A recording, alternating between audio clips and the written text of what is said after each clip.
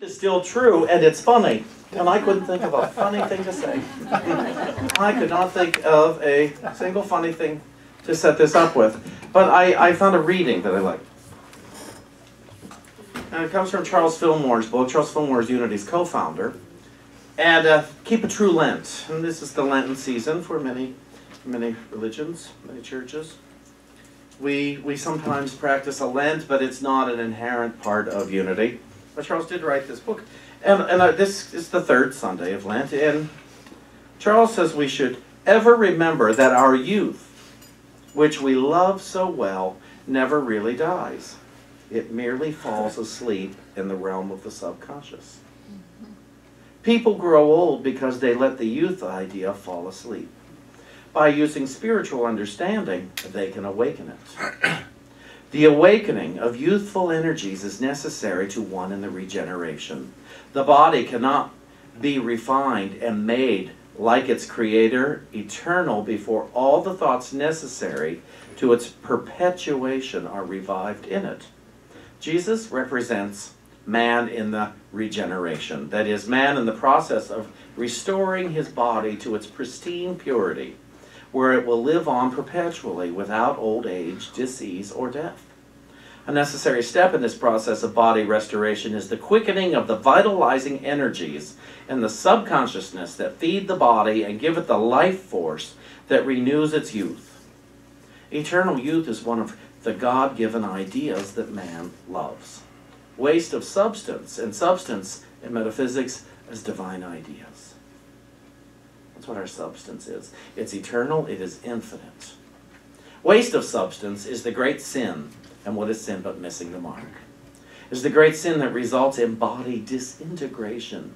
It is the sense mind that causes all waste, whether in the organism or in the more external realm called the world. Jesus came to save men from missing the mark, and to make them ready for an abundant entrance into the glorious kingdom of Christ, which is to be established on the earth. Do you hear that? We're not waiting until we get there, wherever there is. We're trying to get here, to establish the Christ awakening, here and now.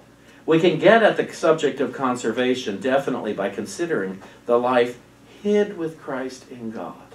For the hidden, protected life is the conserved life. I now make conscious union with the substance of all spiritual attributes, as I affirm, through Christ, the divine economy is active in me, and I conserve the spiritual essences in all phases of my life. And so we see a divine purpose for Jesus. We see a divine message. We see a divine pointing of the way. And I've asked a friend to come here today, a friend of some historical value, of note, to come here and offer an extended part of this message. Hi, I'm Jesus. Good morning. Good morning. Gives a whole new meaning to rise and shine. Hi, Jesus. Don't mind me, my hands are holy. You know, ever since I came here the first time, everyone's been clamoring for me to come back. So I wrote this next little tune to address that very issue.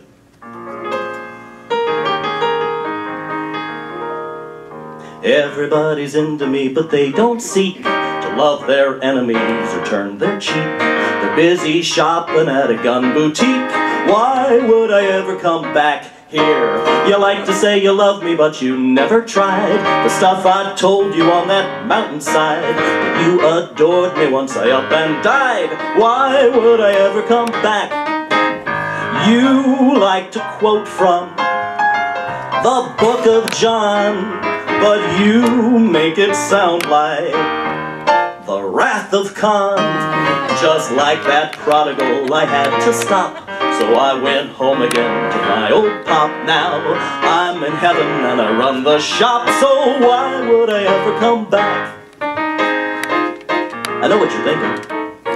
Jesus, aren't you here right now? No, actually. This is a vision. Before television was, I am. Think about it. You know, everywhere I appear on this crazy planet, one question comes up over and over. Jesus, what happened to your hair? Well, I have a question for you. What year is it? You do know what that means in relationship to me, right? I think I'm looking fine. If you were thinking about my hair, I forgive you. Can't help myself.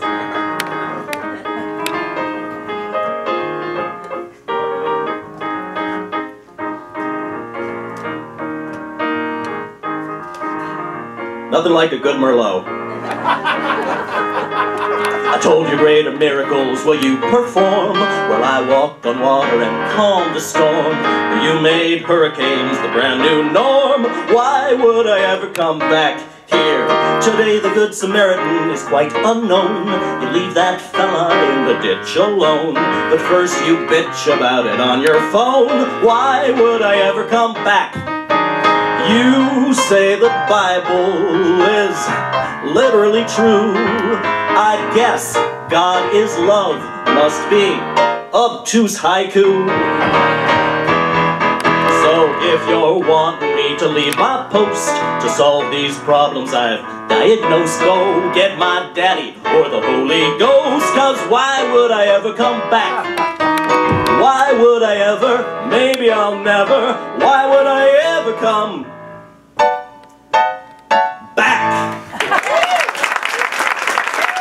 Bless you. Bless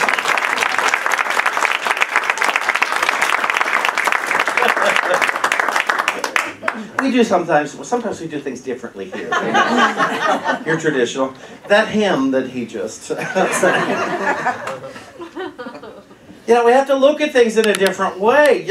I would assume that most of us think Jesus was good. Was good. And at the same time, I would rather have guilt that my home isn't ready to welcome Jesus in than make it ready.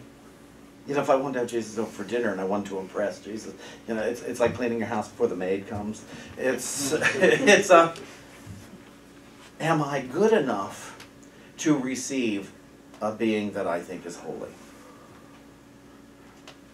That I could just talk on as a peer to, rather than, oh my goodness, you're so good and I'm so not. When the truth is, I am so good, just as I am. I am so good, just as I am. That was Jesus Christ's message. You are so good, just as you am. You will do greater than I do. I mean, Jesus was very clear. It is the Father within me that does the works. But we elevate, we make things into an icon status. When I was a kid, my family had a farm, and it was a beautiful place. It looked like Tara. It was this big, beautiful house with white columns and everything. And over the years, it has since, I mean, it was sold many years ago, it's deteriorated. And there's something about this place, and I went to see it in November, and there had been a fire in the past year, and one column's leaving. And I looked at it in Google Earth the other day, and something shattered with it. It's like a death in the family. And I wrote to Spirit. I had my chat with Spirit. I said, Spirit, what's up with me with this? And Spirit was very clear in the response. Shawn, you've made this house into an icon, into an idol for you. It represented something in the world that just is not true. And you've made, because my brothers and I have all thought, well, one day maybe we'll buy it back or do something. And we're never going to buy it. No, it's in Amity, Pennsylvania. It's 165 acres with a beautiful house in the middle of nowhere that I want to be. And now the beautiful house isn't there. From what I can see on Google Earth, it kind of looks like maybe it was demolished or maybe it caved in from the snow. I don't know, but Google Earth's a little fuzzy. But it brings up something in me, and it's... There's lots going on right now, and to discern what I have loved in the world and what I love. You know, I see our kitty, Smushy. Smushy's her name. And I love this cat. And this week when there was a thought that we could lose her, and we had her 4 days at that point, and I was devastated. And I wasn't devastated because I'm thinking, what do I have to, you know, you think about your spouse going before you, and you think, okay, I got to deal with the house, I got to deal with all this stuff. Smushy, it's just, I got to deal with a hole in my heart. And so to discern a pure love rather than a worldly love. And it's hard, I'm sure most of you know. The discernment and the difference. So I looked this up because I do know that the truth is true, but I don't always want it to be. Sometimes I want the illusion to be true. And any of you here fight for your illusions to be true? For what you know isn't true, and you still want to fight for somehow, and will badger God to make it true. God, you must see this problem. And we're frustrated because God doesn't. Because God's not a person. God's not a person I can convince that there is something wrong here. And thank goodness. See, that's the part that's true. God is always going to be what God is, and God's never going to be what God isn't. And in truth, I'm always going to be what I am. And I'm never going to be what I'm not. One of my favorite lines I like to ask people, if you want to know how God is pure radiating love, have you noticed that the people you don't like have friends? What's that about? If God weren't inherently good, inherently love, then those people would not have friends. Those people would not have anyone who loves them. But they do. And so it tells me that my issue with them is they don't agree with me. That's my problem with the people, is they're not agreeing with me. And it's very hard to forgive the people who don't agree with me. I don't know about you. So I looked this up in the Holy Spirit's interpretation of the New Testament. And this is over here in John, the book of John, chapter 5. And it starts with verse 9, and it says, "The light that is within man is not the man as he thinks." The light that is in man is not the man as he thinks. It is thinking that hides the light from man. Clear on that? Mm-hmm. As you choose to think, you choose to not choose the light. Mm-hmm. Thinking is to choose fantasy. For choosing to think is to choose to believe that the truth is something other than the light of which it is. To think is to choose to believe that you can choose to make the truth apart from what it is. I want to make my money. I'm trying to get money to somehow fit into truth, and it somehow doesn't do that. Trying to make lack fit into truth somewhere. Trying to make, when David says something that offends my sensibilities, into truth somewhere. I'm trying to make the weather into truth. That just, no matter how hard, I'm trying to make holidays. I'm trying to make work or time off fit into it. I'm trying to make my car fit into it and the roads that my car drives on. I keep trying to make I try to make the songs that we sing here fit into the truth. And all I can find out is about truth. I keep finding things to say about truth. Knowing that it is in the stillness, really, where the truth is going to reside. And there's no story. When I just am in truth, there's no story. And if I could choose, if I were willing to choose, to just, okay, the truth is happening whether I'm aware of it or not. The truth is here whether I see it or not. The truth is here in my mind, in my body, in my relationships, in the very chair I sit in the very air I breathe. But it is not in what I think about my mind. The truth is not in what I think about my body. The truth is not in what I think about the chair I sit upon. The truth is not in what I think about the air I breathe. And so I would probably do well to quit trying to proclaim what I think to myself or to you guys. We're going to have a discussion here that hopefully guides us to the desiring to choose the awareness of truth.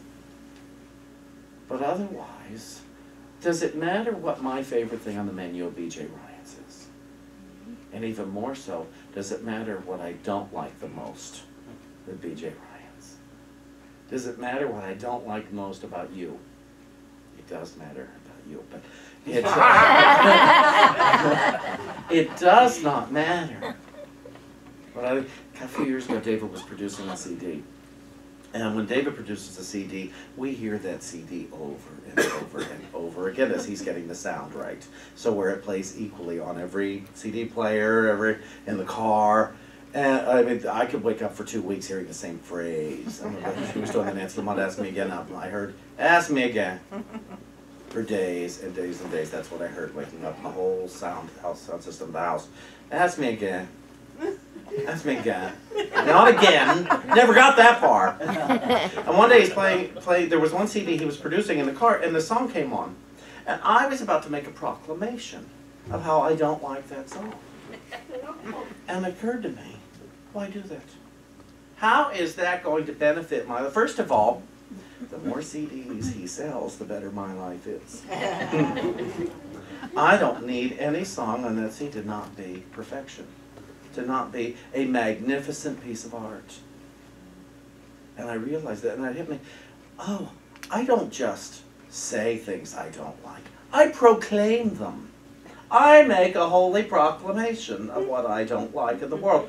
And somehow I think I'm smarter when I announce what I don't like, what I think is not good in the world. I somehow think that, oh, look at the brilliant Shawn at what he doesn't like. And it's like, you know what, shut up. Shawn, just shut up. It doesn't matter what you don't like. What matters is how much you desire God active and present in your mind today. How much of good do you desire active and present in your mind today? Yeah, Jesus just spoke. Why would I ever want to come back? You know, to where you're going to fight me tooth and nail on what is good. When you don't know what is good, you don't know what is bad. You just know what you think about it. Why come back to this? This isn't awful. Unless I think it is. So what if I change my thoughts and said, I'm uncomfortable. I have discomfort, but I don't know what it means. I just don't know what it is. God, would you tell me what it is? Holy Spirit, Jesus, whatever state of mind in your highest being you want to ask. You're not asking anything or anyone outside of you. You're going within and asking. Your highest. What is this really? What does this mean to me really?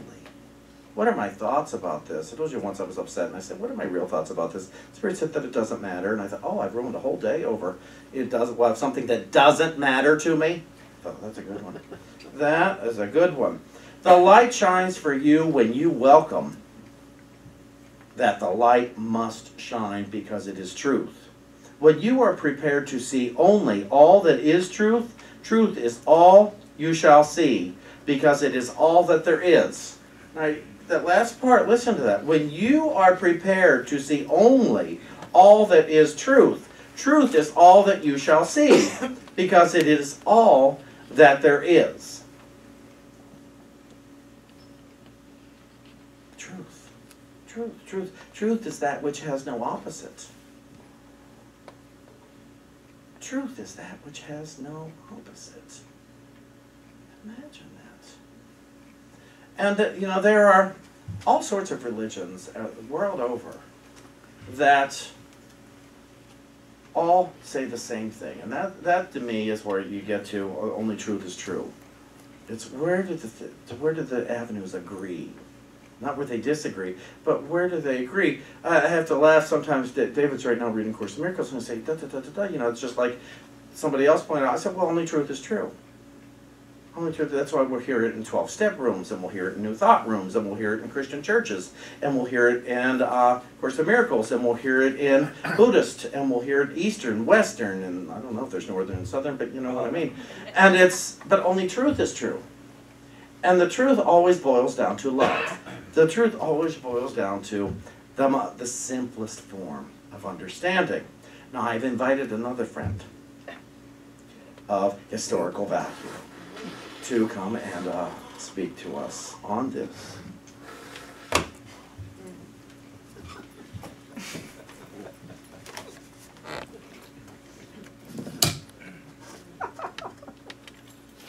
Hi, I'm the Buddha. I understand you had old Jesus here recently. Good friend. People confuse us a lot. We look a lot alike. But hey, truth is truth. At its core, it looks the same. Like a middle-aged bald man.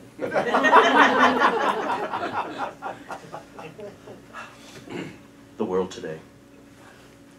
Wouldn't it be nice if we could all come together in a spirit of truth? Look at us, lost in an illusion, crazy as crazy can be. Why, oh, why live with such confusion? You gotta get a bit of what this Buddha got by the Bodhi tree. Put away your bottle of bufferin', you don't gotta have all that suffering. Look into your mind and you'll be free. From Bhopal to Bermuda, they all love the Buddha. So come on everybody, be one with me. Good and bad are so situational, sit like this and it's all sensational. If you let sensation simply be, it gets so masochistic, being dualistic. So come on everybody, be one with me. There's a dharma for all the karma you're racking up while you're down here. And if you join me, we'll both be free and we'll fly around in the stratosphere. So listen up, you people I'm singing to. Please let go of all that you're clinging to. Strip it off for all the world to see. And then when you're a nudist, you'll be the cutest Buddhist. So come on everybody, be one with me. Now if you always thought the Buddha is that fat statue you see in Chinese restaurants, let me enlighten you. Please. You know what kind of clothes I wear? Impermanent press. I'm dying up here. It's alright, I can always come back.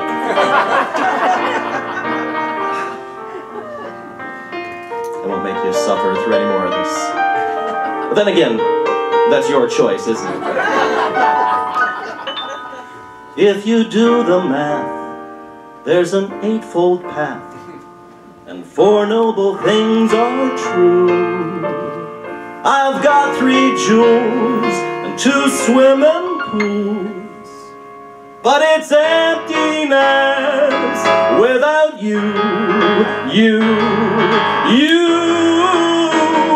So CEO, an illegal alien, Catholic Jew, an Episcopalian, prison guard and prison escapee, Chicano and Chicana, come check out Nirvana and be a Buddha buddy, 'cause your thinking's getting muddy.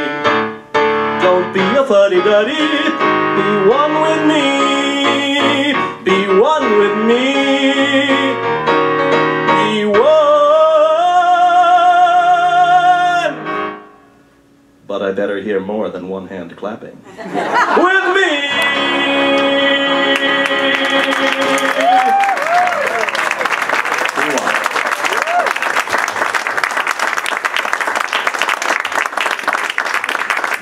Thank you for joining us here at the Unity Lounge, Hyatt Ford dealership in downtown Norwalk, Connecticut. Just one more thing to read. Who was that? It was Buddha. I'm not going to break character yet. Comes from 2 Corinthians, chapter 3. It says, evidence is sought within the world. You look at the world, and you seek evidence that what I say is true. But if you look at the world with the thought that what I say may not be true, that is the evidence you will find. For the world was written as an experience of untruth, and so the world can be used to prove that the untrue is true. If that is the evidence that the mind seeks, I ask you not to look at the world, I ask you to look in your heart and see what you find there. Your truth is written on your heart, and by seeking there and not in the world, you will find confirmation that all I say is true.